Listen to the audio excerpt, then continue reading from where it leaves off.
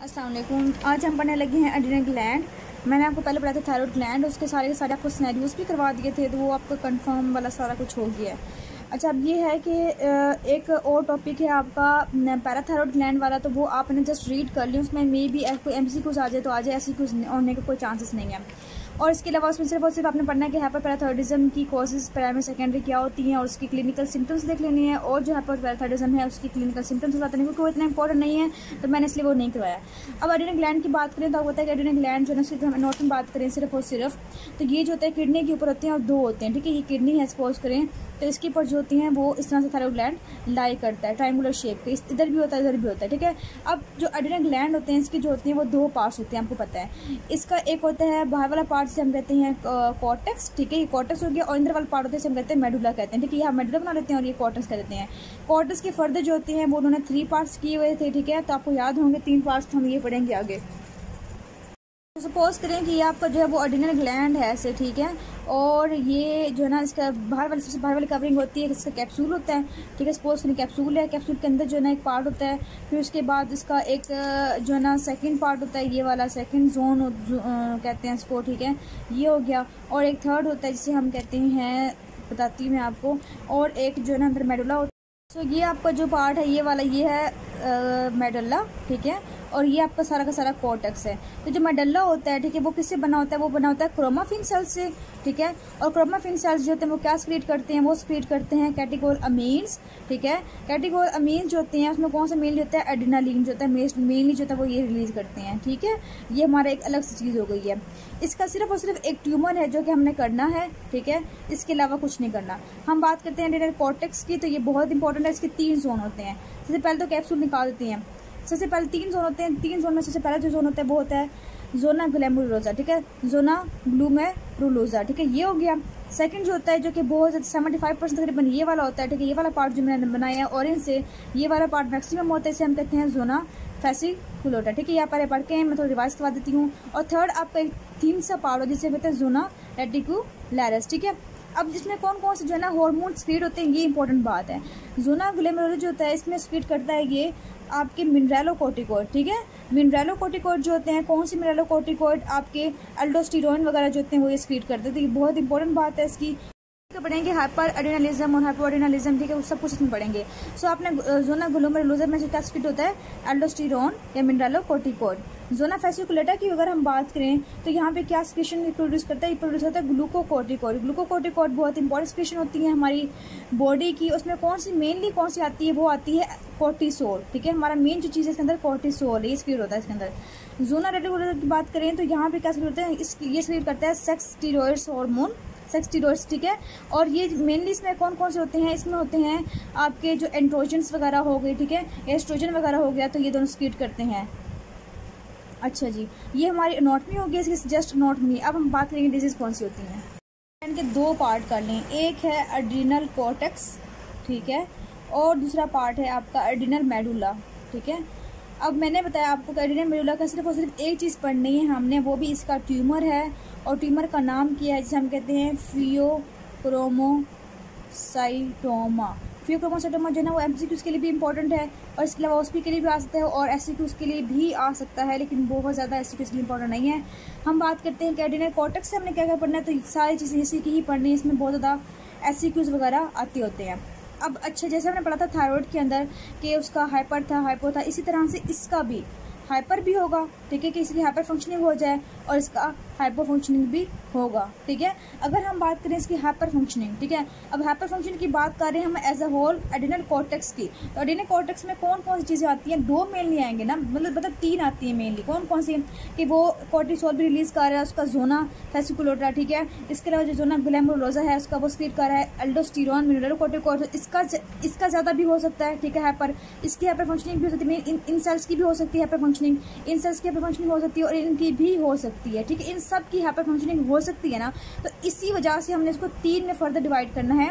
पहला इसमें डिवाइड करना है कि पहले जो स्क्रीट कर रहा है वो अल्डोस्टेरोन ज़्यादा रिलीज कर रहा है, ठीक है। तो हम इसे कहते हैं कि अल्डोस्टेरोन ज़्यादा लेवल स्क्रीट होगा, इसे कहते हैं हाइपर अल्डोस्टेरोनिज्म, ठीक है, हाइपर अल्डोस्टेरोनिज्म। इसके अलावा सेकंड जो आपका है वो है आपका कोर्टिसोल लेवल अगर ज़्यादा हो जाए, इसे हम क्या कहते हैं कि हाइपर कोर्टिसोलिज्म, ठीक है। तो हाइपर कोर्टिसोलिज्म क्योंकि मेनली जो हम कोर्टिसोल की बात करते होते हैं, ठीक है। और थर्ड चीज़ है कि जिसमें सेक्स स्टेरॉयड हार्मोन जो है ना वो निकल सकते हैं ज़्यादा, ठीक है। इसे कहते हैं एड्रेनोजेनिटल सिंड्रोम, ठीक है। इसे हम कहते हैं एड्रेनोजेनिटल सिंड्रोम।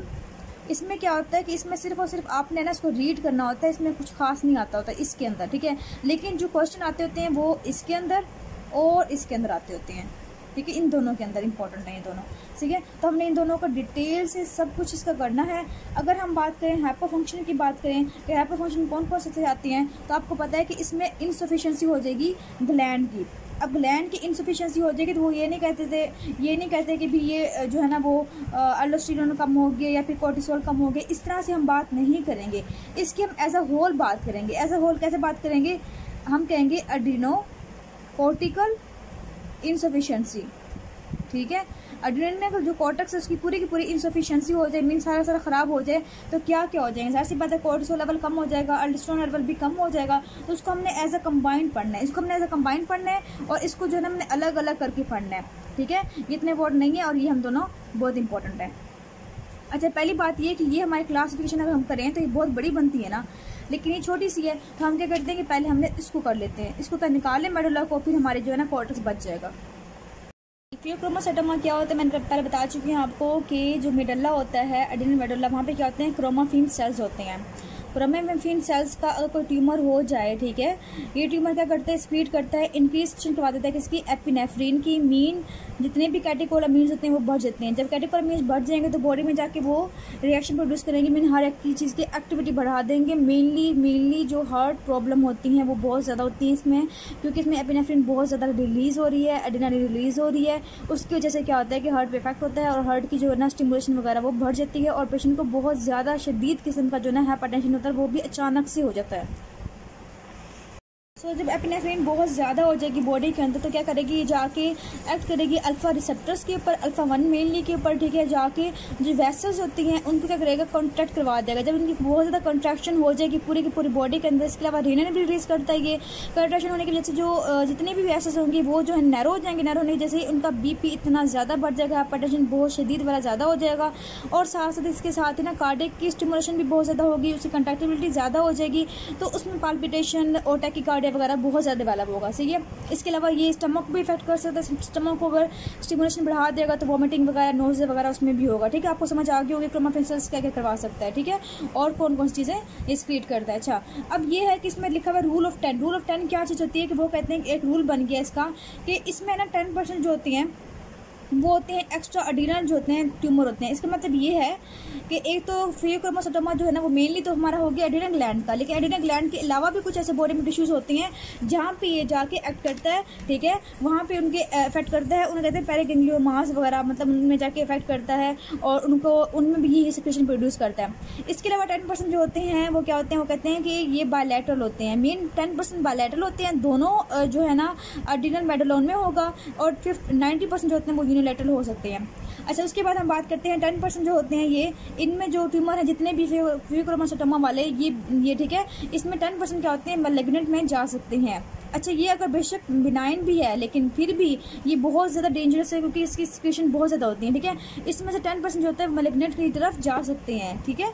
उसके बाद वो कहते हैं कि एक रूल चेंज हो गया जब हम फीमेल की बात की, जब हमने देखे फीमेल में किस तरह की परसेंटेज है इसके अंदर, तो वहाँ रूल ऑफ 10 नहीं लगा, बल्कि वहाँ पर रूल कोई लगा, बल्कि 25% केसेस में क्या होता है फीमेल होता है, ठीक है। और फीमेल में क्या होता है कि जर्म लाइन म्यूटेशंस होती हैं, और म्यूटेशंस में कौन कौन से म्यूटेशन आते हैं, कि RET का म्यूटेशन होगा, इसके अलावा NF1 का म्यूटेशन होगा, VHL का म्यूटेशन होगा। RET का म्यूटेशन होगा तो ये करवाएगा MEN 2 सिंड्रोम करवाएगा, ठीक है।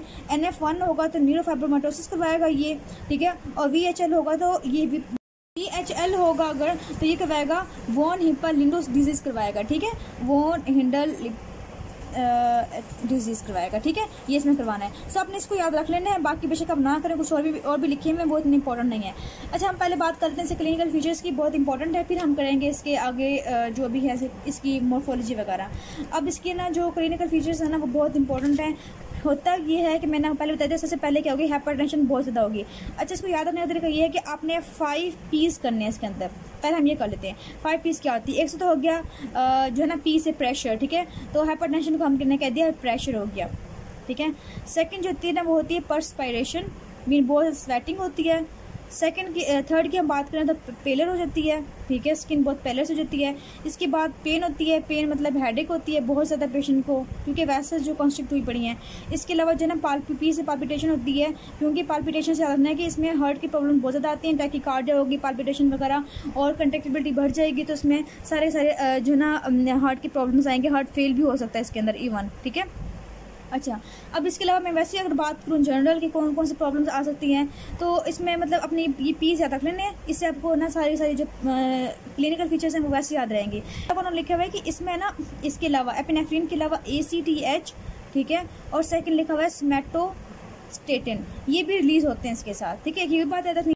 अगर हम बात करें लेबोरेटरी की, तो लेबोरेटरी में ना हमें यूरिन के अंदर क्या मिलेगा, जब फ्री एक्सक्रीशन हो रही होगी तो क्या फीड होगा, फ्री कैटेकोलामीन्स मिलेगा हमें, ठीक है, और विनाइल मेंडलिक एसिड आएगा जो कि इसका मेटाबोलाइट होता है, ठीक है, और इसके अलावा जो है ना मेटनेफ्रिन भी मिल सकता है। ये इसके लिए बहुत डायग्नोसिस वगैरह हो गई हैं, ठीक है, ये हमने कर ली है, बस MCQ के लिए इंपॉर्टेंट है, ये मैंने बता दी है। नेक्स्ट हम करते हैं इसकी मॉर्फोलॉजी। हम करते हैं इसकी मॉर्फोलॉजी। फियोक्रोमोसाइटोमा की मॉर्फोलॉजी में क्या क्या दिया हुआ है। अब उसमें ग्रोथ बताती हूँ मैं आपको। ग्रोथ ये होगा कि ये छोटे छोटे लेयर्स भी हो सकते हैं, मीन एक अगर कॉर्टेक्स एक्सपोज करें, ठीक है, मेडुला एक्सपोज करेंगे, मेडुला है उसमें थोड़ा स्मॉल सा होगा, तो ये सब्सक्राइब होगा, लियन होगा, कन्फाइंड सा होगा, ठीक है। और इसके अलावा अगर इसमें छोटे जो लियन को अगर हम खोल के देखेंगे तो येलो टैन कलर का होगा, ठीक है, वेल डिफाइंड होगा। लेकिन अगर ये बहुत बड़े हो जाएं, ठीक है, ये बहुत ज़्यादा बड़े हो जाए, इतने बड़े हो जाए, तो क्या हो जाएगा, इसमें हेमरेजिक हो जाएंगी, मीन बहुत ज़्यादा ब्लड वेसल्स वगैरह जो है इनकी हेमरेजिस हो जाएगी, और बहुत बड़े मैसेज हो जाएंगे, इतने बड़े मैसेज होंगे कि इनका वेट जो है ना वो kg में चला जाएगा।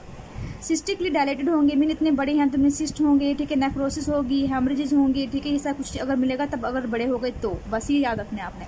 अगर मैं इसके आपको डायग्राम दिखाऊं, ठीक है, तो आप ये डायग्राम देख लें, तो ये देखें ये बहुत बड़ा है, ये लार्ज वाला है, तो सिस्टिकली डायलेटेड भी है, नेक्रोटिक भी है, हेमरेजिक भी है, ठीक है, ये आपने कर लिया। उसके बाद ये इसकी आपकी OSP के लिए इंपॉर्टेंट है। अब हम बात करते हैं कि इसकी माइक्रोस्कोपी क्या क्या होती है। तो माइक्रोस्कोपी में जो होती हैं सेल्स जो मिलते हैं वो पॉलीगोनल टाइप होते हैं, स्पिंडल शेप के होते हैं, मीन आपके सेल्स जो होते हैं वो जरा इस टाइप के होते हैं, मीन स्पिंडल शेप के होते हैं, इस टाइप के, ठीक है, पॉलीगोनल होते हैं, स्पिंडल शेप के होते हैं, और क्रोमोफिन सेल्स से पता क्रोमोफिन सेल्स ही होंगे। इसके अलावा ये जो सेल्स इस तरह अरेंज होते हैं, इस तरह अरेंज होते हैं, ये अरेंज होने के बाद इनके इर्द गिर्द क्या होती है, वेसल्स आ जाती हैं, वेसल्स आ जाती हैं, फिर ऐसे कोई नेस्ट आ जाते हैं जिसकी वजह से ना ये कंपार्टमेंट बन जाते हैं। तो ये कंपार्टमेंट बन गया, तो इनकी कंपार्टमेंटाइजेशन जो हम कहते हैं सेल बैलन कहते हैं। और ये किसकी वजह से होती है, रिच वेस्कुलर सेल्स वगैरह को, नेटवर्क वगैरह को, नेस्ट वगैरह आ गया तो उसने जो है ना इसको एक कंपार्टमेंट कर दिया, ठीक है। पहले हमने सेल्स की बात कर ली, फिर हमने कंपार्टमेंट की बात कर ली, फिर हम बात करते हैं कि जो सेल थे क्रोमोफिन सेल्स, सपोज करें इनमें क्या कंसिस्ट होता है, साइटोप्लाज्म के अंदर क्या चीज़ होती है। तो कैटेकोलामीन्स हमने बता दिया कि इनके अंदर ये कैटेकोलामीन रिलीज करते हैं, तो सेल्स के अंदर कैटेकोलामीन्स होंगे। तो किस तरह के कैटेकोलामीन्स होंगे, ग्रेन्यूलर छोटे छोटे जो है ना वेसिकल्स फॉर्म में ना ग्रेन्यूल्स होंगे छोटे छोटे, ठीक है। अगर हम बात करें इसकी न्यूक्लाई की, तो वो बिल्कुल प्लीमॉर्फिक होगा, मीन इस तरह से बड़ा सा होगा, प्लीमॉर्फिक टाइप होगा। और इसके अलावा एक और बहुत इंपॉर्टेंट चीज़ जो इसको डिफरेंशिएट करती है, जो MCQ के लिए बहुत इंपॉर्टेंट है, वो है ये चीज़। ये क्या है, वो कहती हैं कि हम जो डिफरेंशिएट करते हैं मैलिग्नेंसी को from the tumour, benign tumour से, वो करते हैं on the basis of the presence of the metastasis. अगर लिम्फ नोड के अंदर, लीवर के अंदर, लंग्स या बोन्स किसी के अंदर भी मेटास्टेसिस हो गई है, इसका मतलब तब पता चलता है हमें कि ये जो है मैलिग्नेंट है। वरना अगर ये कन्फाइंड रहेगा तो हम डिफरेंशिएट नहीं कर सकते on the basis of mitotic figures, हम उसकी बेस पे इसको डिफरेंशिएट नहीं कर सकते, सिर्फ और सिर्फ मेटास्टेसिस की बेस पे डिफरेंशिएट कर सकते हैं, सिर्फ और सिर्फ ये इसका पॉइंट जो है वो इंपॉर्टेंट है। अब मैं इसकी आपको डायग्राम दिखा देती हूँ। ये देखिए आपकी डायग्राम है, मैं तो क्लोज व्यू दिखाती हूँ इसका। अभी देखिए ये आपके सेल्स हैं, और सेल्स में आपको नज़र आ रहे होंगे कि छोटे छोटे जो सेल्स हैं ये वाले, ये सेल्स इनमें आपको ग्रेन्यूल्स टाइप नज़र आ रहा होगा कुछ। तो ये सारे वेसिकल्स हैं जो कंटेन करते हैं कैटेकोलामीन्स, ठीक है। और इसके अलावा अगर हम बात करें, आपको नज़र आ रहा होगा शायद कि कंपार्टमेंट बने हुए, एक तो ये वेसल्स हैं, रेड कलर की वेसल्स नज़र आ रही हैं आपको। इन वेसल्स ने ये वेसल्स, ये देखें ये वेसल्स जा रही हैं इस तरह से, तो इन्होंने एक कंपार्टमेंट बना लिया सारा का सारा, ठीक है। तो ये सेल बैलन है, ठीक है। तो आपने ये इसको याद कर लिया, बस इतना सा ही याद करना है इसको, इसके अलावा कुछ खास याद नहीं करना। ये भी MCQ के लिए बहुत इंपॉर्टेंट है।